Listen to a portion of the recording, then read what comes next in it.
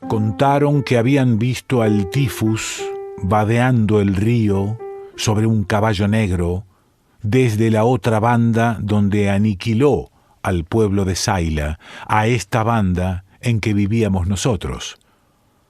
A los pocos días empezó a morir la gente.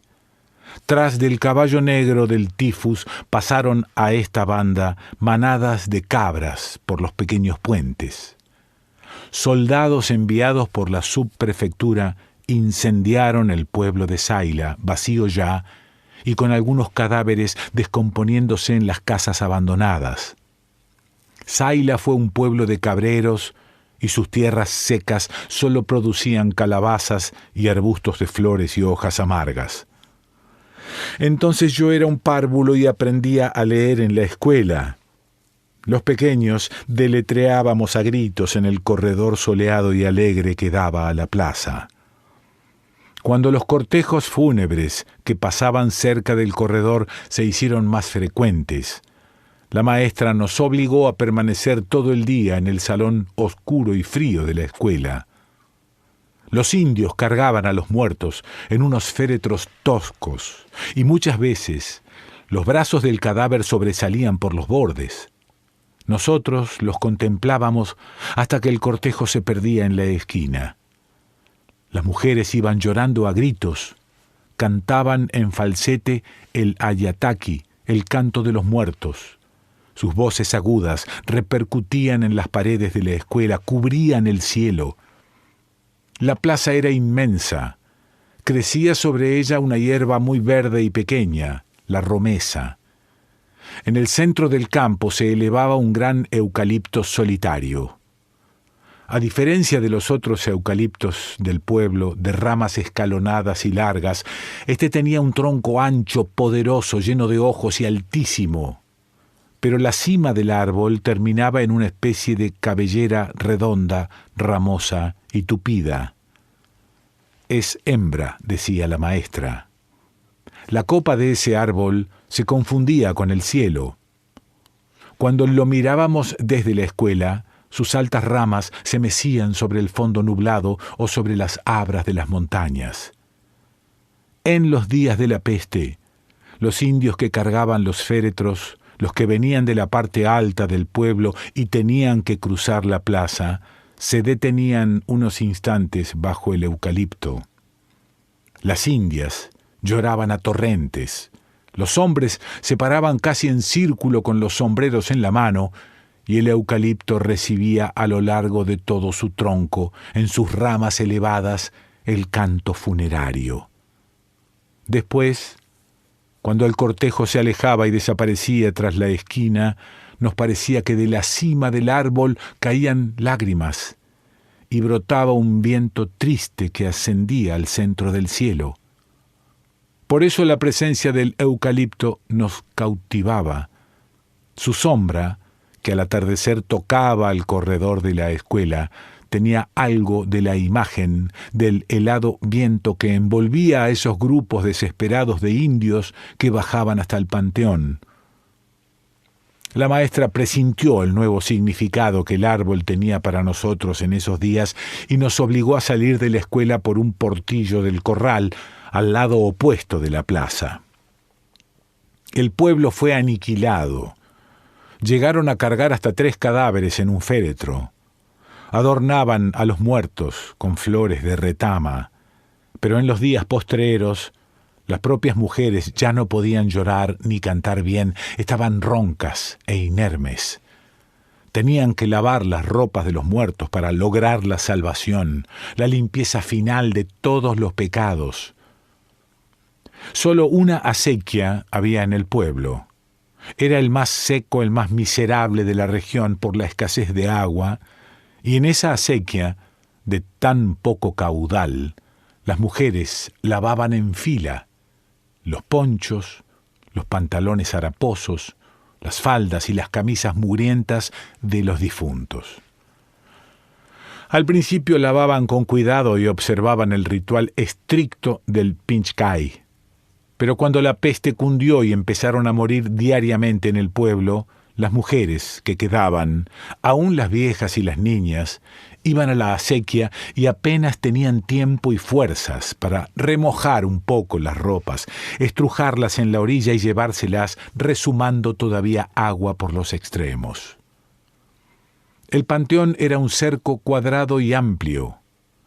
Antes de la peste estaba cubierto de bosque de retama.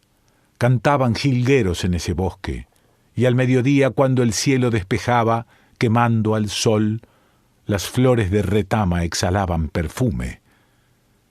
Pero en aquellos días del tifus, desarraigaron los arbustos y los quemaron para sahumar el cementerio.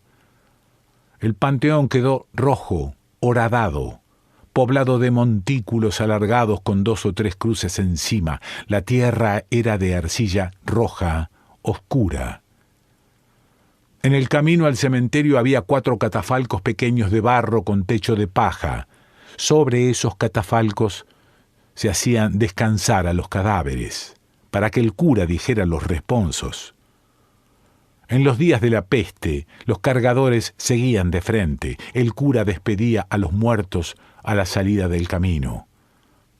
Muchos vecinos principales del pueblo murieron. Los hermanos Arango eran ganaderos y dueños de los mejores campos de trigo. El año anterior, don Juan, el menor, había pasado la mayordomía del santo patrón del pueblo. Fue un año deslumbrante. Don Juan gastó en las fiestas sus ganancias de 3 años. Durante 2 horas se quemaron castillos de fuego en la plaza. La guía de pólvora caminaba de un extremo a otro e iba incendiando los castillos. Volaban coronas fulgurantes, cohetes azules y verdes, palomas rojas desde la cima y de las aristas de los castillos. Luego, las armazones de madera y carrizo permanecieron durante largo rato cruzados de fuegos de colores. En la sombra, bajo el cielo estrellado de agosto, esos altos surtidores de luces nos parecieron un trozo del firmamento caído a la plaza de nuestro pueblo y unido a él por las coronas de fuego que se perdían más lejos y más alto que la cima de las montañas. Muchas noches, los niños del pueblo vimos en sueños el gran eucalipto de la plaza flotando en llamaradas. Después de los fuegos, la gente se trasladó a la casa del mayordomo.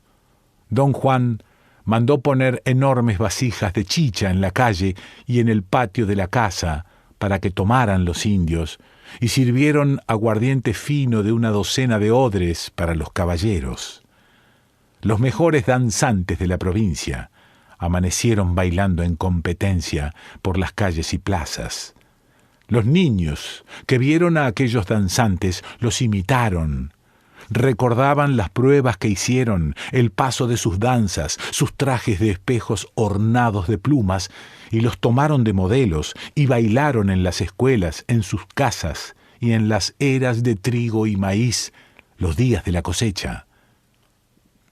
Desde aquella gran fiesta, don Juan Arango se hizo más famoso, respetado. Don Juan hacía siempre de rey negro en el drama de la degollación que se representaba el 6 de enero. Es que era moreno, alto y fornido. Sus ojos brillaban en su oscuro rostro. Y cuando bajaba a caballo desde el cerro vestido de rey y tronaban los cohetones, los niños lo admirábamos. Su capa roja, de seda, era levantada por el viento. Empuñaba en alto su cetro reluciente de papel dorado y se apeaba de un salto frente al palacio de Herodes. Saludaba con su voz de trueno al rey judío, y las barbas de Herodes temblaban. El hermano mayor, don Eloy, era blanco y delgado. Se había educado en Lima, tenía modales caballerescos, leía revistas y estaba suscrito a los diarios de la capital. Hacía de rey blanco. Su hermano le prestaba un caballo tordillo para que montara el 6 de enero. Era un caballo hermoso, de crin suelta. Los otros galopaban y él trotaba con pasos largos, braceando. Don Juan murió primero. Tenía 32 años y era la esperanza del pueblo. Había prometido comprar un motor para instalar un molino eléctrico y dar luz al pueblo. Hacer de la capital del distrito una villa moderna, mejor que la capital de la provincia. Resistió 12 días de fiebre. A su entierro asistieron indios y principales. Lloraron las indias en la puerta del panteón.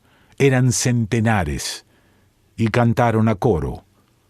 Pero esa voz no arrebataba, no hacía estremecerse como cuando cantaban solas 3 o 4 en los entierros de sus muertos. Cuando iban a bajar el cajón de la sepultura, don Eloy hizo una promesa. «Hermano», dijo mirando el cajón ya depositado en la fosa, un mes nada más, y estaremos juntos en la otra vida». Entonces la mujer de don Eloy y sus hijos lloraron a gritos. Los acompañantes no pudieron contenerse, los hombres gimieron, las mujeres se desahogaron cantando como las indias. Los caballeros se abrazaron, tropezaban con la tierra de las sepulturas. Comenzó el crepúsculo. Las nubes se incendiaban y lanzaban al campo su luz amarilla. Regresamos tanteando el camino. El cielo pesaba. Las indias fueron primero, corriendo. Los amigos de don Eloy demoraron toda la tarde en subir al pueblo. Llegaron ya de noche. Antes de los 15 días murió don Eloy. Pero en ese tiempo habían caído ya muchos niños de la escuela, decenas de indios, señoras y otros principales. Solo algunas beatas viejas, acompañadas de sus sirvientas, iban a implorar en el atrio de la iglesia.